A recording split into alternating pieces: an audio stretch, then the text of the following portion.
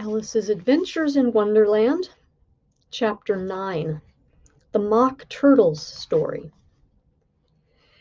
"You can't think how glad I am to see you again, you dear old thing," said the Duchess, as she tucked her arm affectionately into Alice's, and they walked off together. Alice was very glad to find her in such a pleasant temper, and thought to herself that perhaps it was only the pepper that had made her so savage when they met in the kitchen. "When I'm a duchess," she said to herself, not in a very hopeful tone though, "I won't have any pepper in my kitchen at all. Soup does very well without. Maybe it's always pepper that makes people hot-tempered," she went on, very much pleased at having found out a new kind of rule, "and vinegar that makes them sour, and chamomile that makes them bitter, and barley sugar, and such things that make children sweet-tempered. I only wish people knew that, then they wouldn't be so stingy about it, you know." She had quite forgotten the Duchess by this time, and was a little startled when she heard her voice close to her ear. "You're thinking about something, my dear, and that makes you forget to talk. I can't tell you just now what the moral of that is, but I shall remember it in a bit."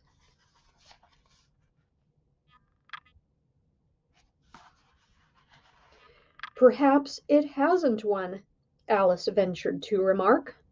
"Tut, tut, child," said the Duchess. "Everything's got a moral, if only you can find it," and she squeezed herself up closer to Alice's side as she spoke. Alice did not much like her keeping so close to her, first because the Duchess was very ugly, and secondly because she was exactly the right height to rest her chin on Alice's shoulder, and it was an uncomfortably sharp chin. However, she did not like to be rude, so she bore it as well as she could. "The game's going on rather better now," she said, by way of keeping up the conversation a little. "'Tis so," said the Duchess, "and the moral of that is, 'Oh, 'tis love that makes the world go round.'" "Somebody said," Alice whispered, "that it's done by everybody minding their own business." "Ah, well, it means much the same thing," said the Duchess, digging her sharp little chin into Alice's shoulder, as she added, "and the moral of that is, take care of the scents, and the sounds will take care of themselves." "How fond she is of finding morals in things," Alice thought to herself. "I dare say you're wondering why I don't put my arm round your waist," the Duchess said, after a pause. "The reason is that I'm doubtful about the temper of your flamingo. Shall I try the experiment?" "He might bite," Alice cautiously replied, not feeling at all anxious to have the experiment tried. "Very true," said the Duchess. "Flamingos and mustard both bite, and the moral of that is, birds of a feather flock together." "Only mustard isn't a bird," Alice remarked. "Right, as usual," said the Duchess. "What a clear way you have of putting things." "It's a mineral, I think," said Alice. "Of course it is," said the Duchess, who seemed ready to agree to everything that Alice said. "There's a large mustard machine near here, and the moral of that is, the more there is of mine, the less there is of yours." "Oh, I know," exclaimed Alice, who had not attended to this last remark. "It's a vegetable. It doesn't look like one, but it is." "I quite agree with you," said the Duchess, "and the moral of that is, be what you would seem to be. Or, if you'd like it put more simply, never imagine yourself not to be otherwise than what it might appear to others that what you were or might have been was not otherwise than what you had been would have appeared to them to be otherwise." "I think I should understand that better," Alice said very politely, "if I had it written down, but I can't quite follow it as you say it." "There's nothing to what I could say, if I chose," the Duchess replied, in a pleased tone. "Pray don't trouble yourself to say it any longer than that," said Alice. "Oh, don't talk about trouble," said the Duchess. "I make you a present of everything I've said as yet." "A cheap sort of present," thought Alice. "I'm glad people don't give birthday presents like that." But she did not venture to say it out loud.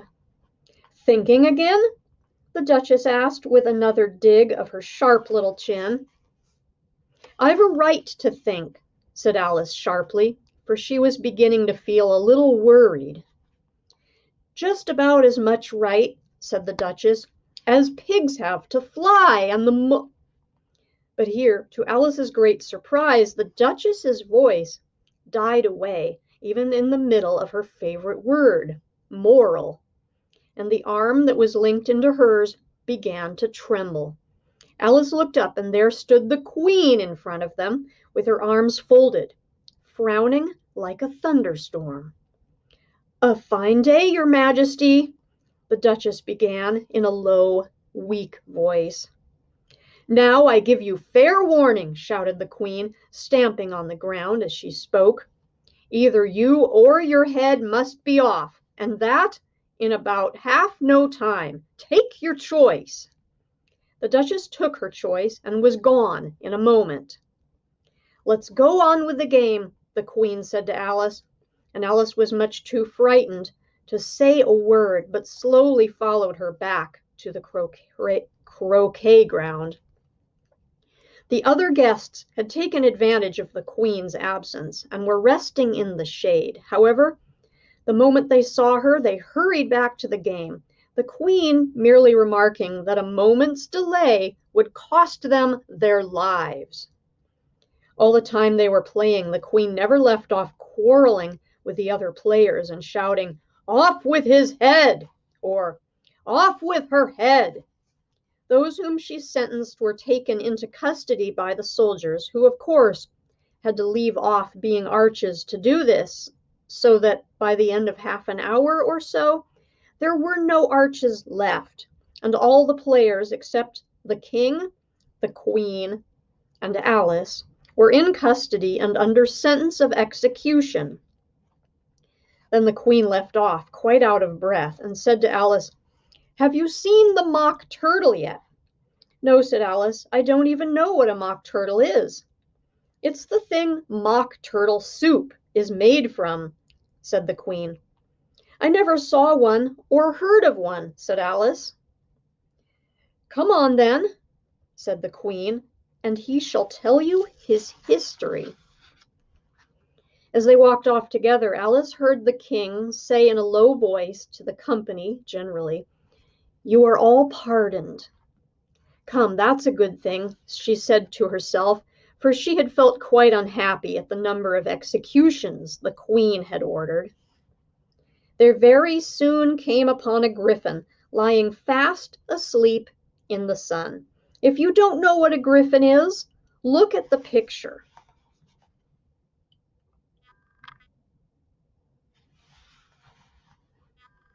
"Up, lazy thing," said the Queen, "and take this young lady to see the Mock Turtle, and to hear his history.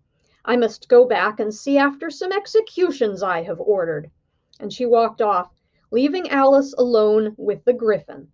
Alice did not quite like the look of the creature, but on the whole she thought it would be quite as safe to stay with it as to go after that savage Queen, so she waited.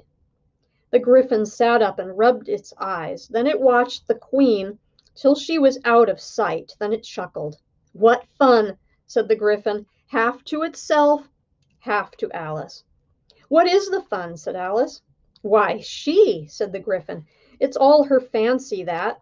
They never executes nobody, you know. Come on." "Everybody says 'come on' here," thought Alice, as she went slowly after it. "I never was so ordered about before in all my life. Never." They had not gone far before they saw the Mock Turtle in the distance, sitting sad and lonely on a little ledge of rock, and as they came nearer, Alice could hear him sighing as if his heart would break. She pitied him deeply. "What is his sorrow?" she asked the Gryphon. And the Gryphon answered very nearly in the same words as before. "It's all his fancy, that. He hasn't got no sorrow, you know. Come on." So they went up to the Mock Turtle, who looked at them with large eyes full of tears, but said nothing. "This here young lady," said the Gryphon, "she wants for to know your history, she do."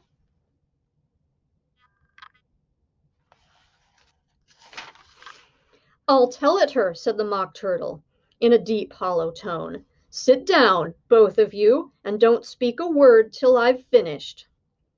So they sat down, and nobody spoke for some minutes.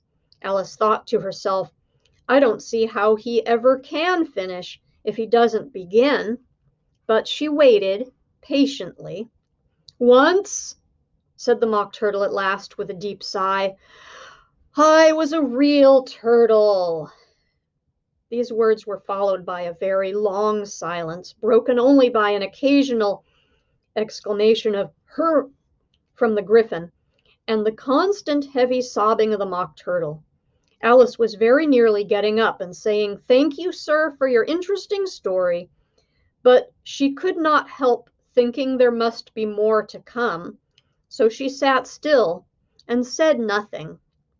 "When we were little," the Mock Turtle went on at last, more calmly, though still sobbing a little now and then, "we went to school in the sea. The master was an old turtle. We used to call him Tortoise." "Why did you call him Tortoise if he wasn't one?" Alice asked. "We called him Tortoise because he taught us," said the Mock Turtle angrily. "Really, you are very dull." "You ought to be ashamed of yourself for asking such a simple question," added the Gryphon, and then they both sat silent and looked at poor Alice, who felt ready to sink into the earth. At last the Gryphon said to the Mock Turtle, "Drive on, old fellow, don't be all day about it." And he went on in these words, "Yes, we went to school in the sea, though you mayn't believe it." "I never said I didn't," interrupted Alice. "You did," said the Mock Turtle. "Hold your tongue," added the Gryphon, before Alice could speak again. The Mock Turtle went on, "We had the best of educations. In fact, we went to school every day." "I've been to a day school, too," said Alice. "You needn't be so proud as all that." "With extras?" asked the Mock Turtle, a little anxiously. "Yes," said Alice, "we learned French and music." "And washing?" said the Mock Turtle. "Certainly not," said Alice indignantly. "Ah, then yours wasn't a really good school," said the Mock Turtle in a tone of great relief. "Now at ours, they had at the end of the bill French, music, and washing. Extra." "You couldn't have wanted it much," said Alice, "living at the bottom of the sea." "I couldn't afford to learn it," said the Mock Turtle, with a sigh. "I only took the regular course." "What was that?" inquired Alice. "Reeling and writhing, of course, to begin with," the Mock Turtle replied. "Then the different branches of arithmetic: ambition, distraction, uglification, and derision." "I never heard of uglification," Alice ventured to say. "What is it?" The Gryphon lifted up both its paws in surprise. "Never heard of uglifying!" it exclaimed. "You know what to beautify is, I suppose." "Yes," said Alice, doubtfully. "It means to make anything prettier." "Well, then," the Gryphon went on, "if you don't know what to uglify is, you are a simpleton." Alice did not feel encouraged to ask any more questions about it, so she turned to the Mock Turtle and said, "What else had you to learn?" "Well, there was mystery," the Mock Turtle replied, counting off the subjects on his flappers. "Mystery, ancient and modern, with seaography, then drawling. The drawling master was an old conger eel that used to come once a week. He taught us drawling, stretching, and fainting in coils." "What was that like?" asked Alice. Well, I can't show it you myself, the Mock Turtle said. I'm too stiff, and the Gryphon never learned it. Hadn't time, said the Gryphon. I went to the classical master, though. He was an old crab, he was. I never went to him, the Mock Turtle said with a sigh. He taught laughing and grief, they used to say. So he did, said the Gryphon, sighing in his turn, and both creatures hid their faces in their paws. And how many hours a day did you do lessons? Said Alice, in a hurry to change the subject. 10 hours the first day, said the Mock Turtle, 9 the next, and so on. What a curious plan, exclaimed Alice. That's the reason they're called lessons, the Gryphon remarked, because they lessen from day to day. This was quite a new idea to Alice, and she thought it over a little before she made her next remark. Then the 11th day must have been a holiday? Of course it was, said the Mock Turtle. And how did you manage on the 12th? Alice went on eagerly. That's enough about lessons, the Gryphon interrupted in a very decided tone. Tell her something about the games now.